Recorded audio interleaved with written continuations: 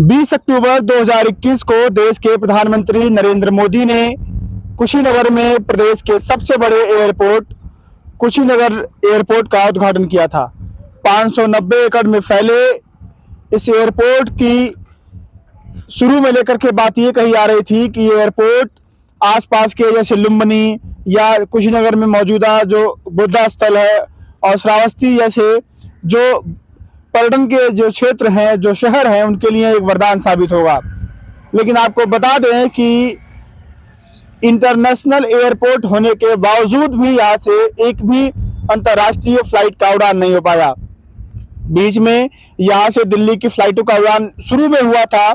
जब airport start हुआ था, स्पाइसजेट जो विमान कंपनी है यहाँ से दिल्ली के लिए यहाँ से उड़ान भरी आती थी, लेकिन उसके बाद से जब लगा कि यहाँ पर चीज़ें ठीक नहीं चल रही हैं, वो कारोबार नहीं हो पा रहा है, तो स्पाइसजेट जो कंपनी है अपना पूरा बोरिया बिस्तर समेट करके यहाँ से चली गई। जब ये एयरपोर्ट बन रहा था तो इसके बारे में बड़ी बड़ी बातें कही आ रही थी। कहा यह जा रहा था कि इससे कुशीनगर का जो पर्यटन क्षेत्र है वो विस्तार होगा, यहाँ पर विदेशी पर्यटकों का आना जाना लगा रहेगा, जिले की कमाई बढ़ेगी। तमाम चीज़ों को लेकर बड़े बड़े दावे किए जा रहे थे।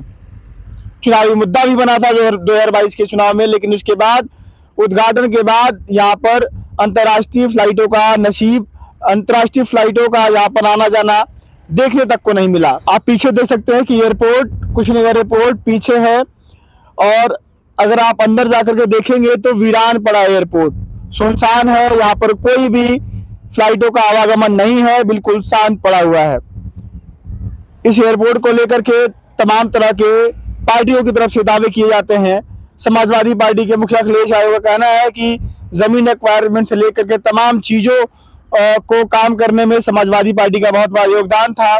260 करोड़ में से 211 करोड़ के आसपास समाजवादी पार्टी ने इस एयरपोर्ट को मरम्मत कराने में, जब उनकी सरकार थी, तमाम चीजें खर्च किए थे। हालांकि सत्ता चली गई, उसके बाद से वर्तमान की बीजेपी सरकार ने इसका आगे का जो काम धाम है उसको किया।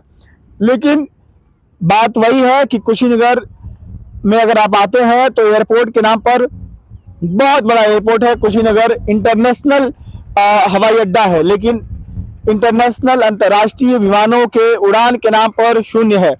यहाँ पर एक भी अंतर्राष्ट्रीय विमान का आना जाना कुछ नहीं होता है। बात करें तो यहाँ पर आसपास जो लोग हैं वो भी एक उम्मीद में बैठे हैं कि कब यहाँ पर एयरपोर्ट का जो उड़ान है वो काम शुरू होगा तो आसपास व्यापार, कारोबार, तमाम चीजें बढ़ेंगी। यहाँ पर जब एयरपोर्ट चालू हुआ था तो आसपास की जमीनों के रेट बढ़ गए थे।